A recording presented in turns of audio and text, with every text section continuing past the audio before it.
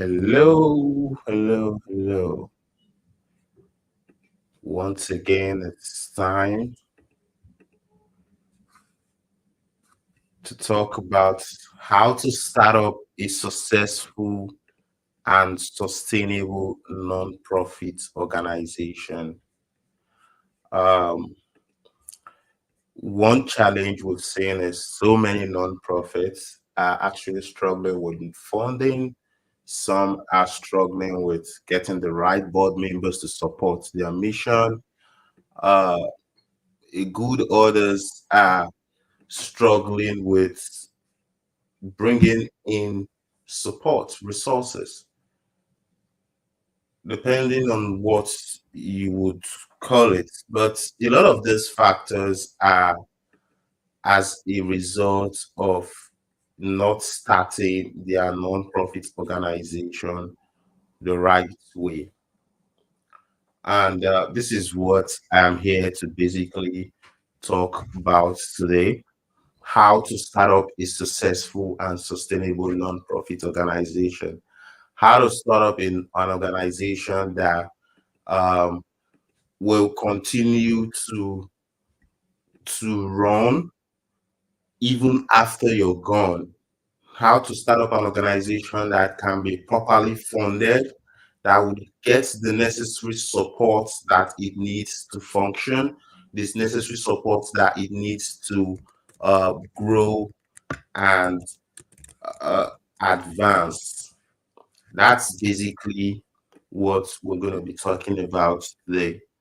How to get started, and not just how to get started, but how to ensure that um you are actually on the right path to success. So, before I get started, I want to tell you a story. It's the story of, I'll call it the story of the everyday Joe who wants to start up a non-profit, right? The everyday Joe who wants to start up a non-profit thinks starting up a non-profit is all about, getting the necessary incorporation, which is like getting your 501c3, and you have a non-profit. But what the everyday Joe soon realizes is that they just basically got a status.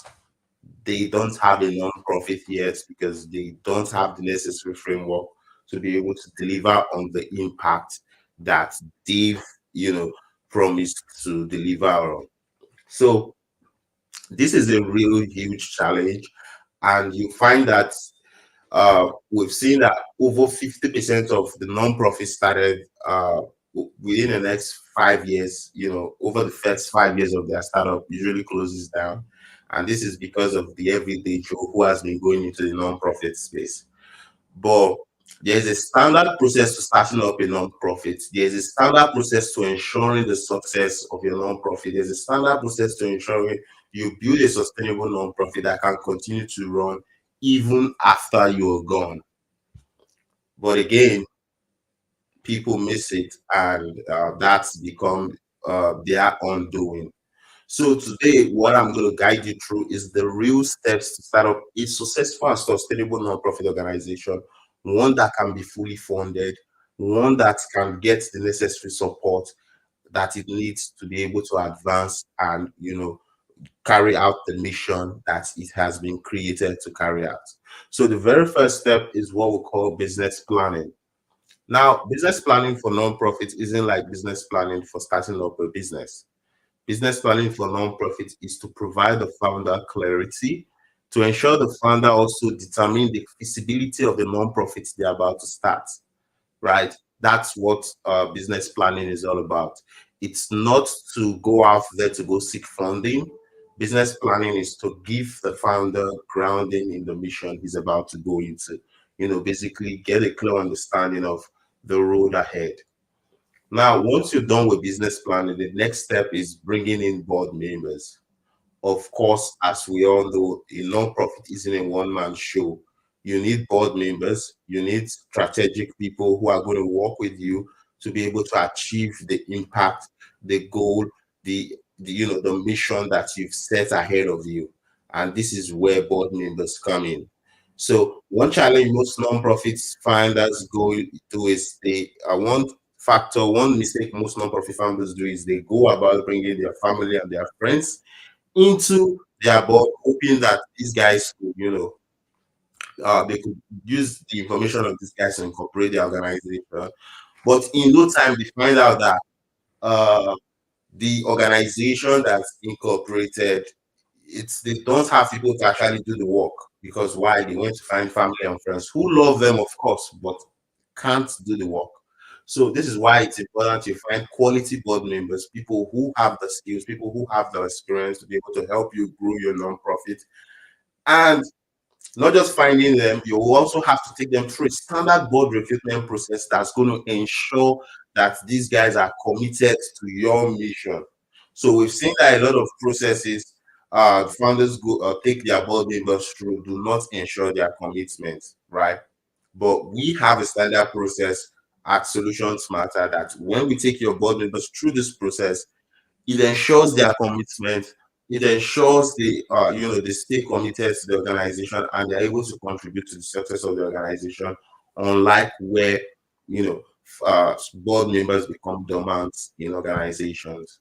So once you're done with board recruitment, the next step is strategic planning. This is really where you really plan out the organization, define the finances, define the programs, define the activities, define the events, right? The goals, the mission, like, and this is not something the founder has to do alone. The founder has to involve the board members, and also the board members also have to involve the community, stakeholders, like really collect data, understand what's happening in the area of the need they want to impact, and then draw up solutions that can really meet these needs. Not solutions that would massage these needs, solutions that would meet the need, right? So that's really what strategic planning is all about. And you have to have everybody involved in that process so that you can ensure inclusivity, so your board members can, have a sense of ownership of the organization because they now have a voice on the programs, on the activities that you're going to be executing on. After strategic planning, the next step is incorporating your organization. So, of course, you go ahead to develop your bylaws, your non-conflict disclosure statement, all that can be developed, and then you go on to file for your incorporation within your state. So that usually takes between 2 weeks, and then you get that out, and you file for your EIN and apply for your 501c3 status. Usually that's an ongoing process, so I wouldn't advise you sit on the process. The moment you get your incorporation process certification from your state, I would advise you move on to the next step, which is where you get to go about developing the infrastructures and tools and resources you need to execute on your mission. You need to raise money, you need to build partnership, right? So once you go about building these infrastructures, it could be website, it could be your logo, it could be your marketing materials, it could be your um, whatever you need. It could be your board manual, it could be your proposal for fundraising, crowdfunding pages, whatever you need to run your organization, whatever you need to raise money, whatever you need to build support, especially at the startup stage. This is where you get to create them. Then after creating them, the last step is now where you begin to start executing with your board members. Usually it starts with building relationship within the community, reaching out to resource persons, partnering with other organizations, raising up startup funding from around the community, right?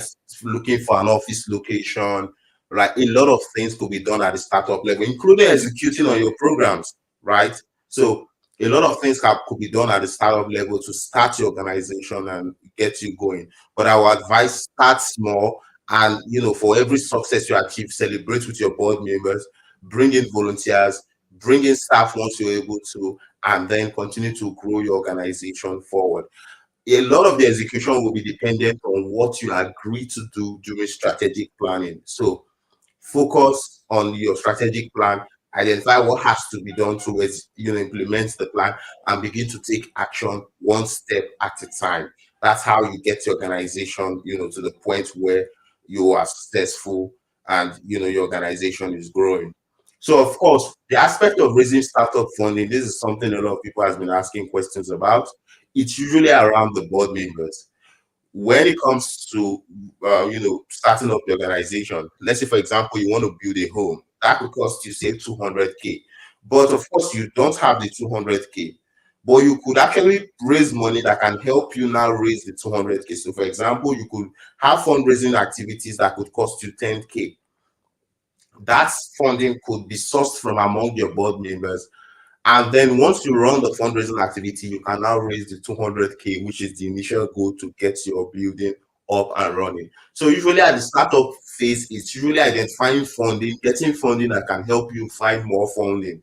And usually your board members are they are easy way to go to get such funding for your organization. So I hope we've been able to help you today understand the concept of starting up a successful and sustainable nonprofit organization. Reach out to me if you need help. Send me a message. I'll be happy to help you. I'll be happy to point you forward. Just call us. Nonprofit Solutions Matter. We're here to help you. Sharon is here to help you. Say the word, and of course, we'll get started with you anytime. So until I see you again, bye bye.